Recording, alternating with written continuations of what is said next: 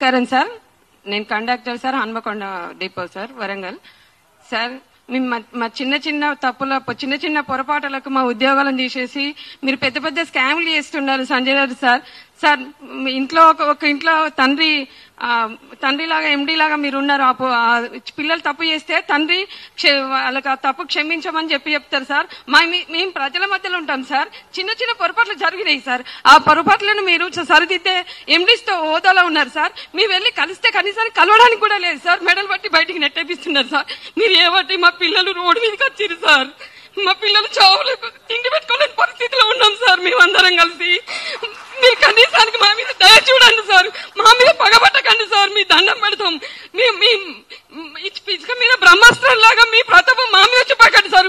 మీరు తలుచుకున్నా కూడా మీరు పెద్ద పెద్ద స్కామ్లు చేసారు కదా సార్. మేము ఏం చేసినాం సార్? చిన్న చిన్న ఉద్యోగాలను 60-30 రూపాయల టికెట్లు ఓడగొట్టుకున్నాం. మేము ప్రజల మధ్యలో ఉన్నాం కాబట్టి పొరపాటు జరుగుతాయి సార్. ఆ పొరపాటుని క్షమించి పెద్ద మనసుతో ఒక ఫ్యామిలీలకు తండ్రి పిల్లలు ఉంటే పిల్లలు తప్పు చేస్తే తండ్రి క్షమించి వదిలిపెట్టినట్టు మేము తప్పు చేస్తే మా తప్పేందో తెలియజేసి మా నౌకర్లు మాకు ఇప్పించండి సార్. మా అత్త మామలు మా పిల్లలు మేమందరం రోడ్ల మీదకి వచ్చినాం సార్. కనీసానికి జాబ్ చేస్తారని ఇక్కడ అప్పులు కూడా పుట్టకుండా మేము మా పిల్లలను చదువుకోవడానికి బాగా కష్టం అవుతుంది సార్. మా ఇంట్లో శవాలు లేస్తున్నాయి సార్. 15 రోజులకు ఒకసారి మేము అందరం వచ్చిన 2400 మందిలో ఇప్పటికీ 1 సంవత్సరం అవుతుంది సార్. మేము సమయం బట్టి మేము తిరగబట్టి వారానికి ఒకళ్ళు చచ్చిపోతారు సార్. మా సోదరులు సోదరిమణులు మమ్మల్ని చూస్తే మీకు ఎందుకు సార్ జాలి కలగట్లేదు? మా పిల్లలు మేము తిండి పెట్టుకునే పరిస్థితిలో ఉన్నాం సార్. మీ దండం పెడతాం.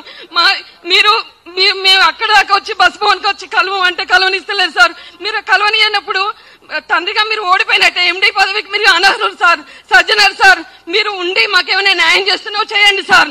లేదంటే మీ ఎండీ పదవికి రాజీనామా చేయండి సార్. ఇంకోసారి వచ్చి మాకు న్యాయం చేస్తాడు సార్. మీరు అక్కడ ఉండి మా మీద ఎందుకు సార్ మీ ప్రతాపం చూపిస్తారు సార్? మేము ఎక్కడికి వెళ్ళినా పోలీసు వాళ్ళని పంపించడం ఏంది సార్? మేము హత్యలు చేసినావా సార్? మా పిల్లలకు ఒక ముద్ద అన్నం పెట్టుకోవడానికి సార్ మేము ఇంత పోరాటం చేస్తున్నాం.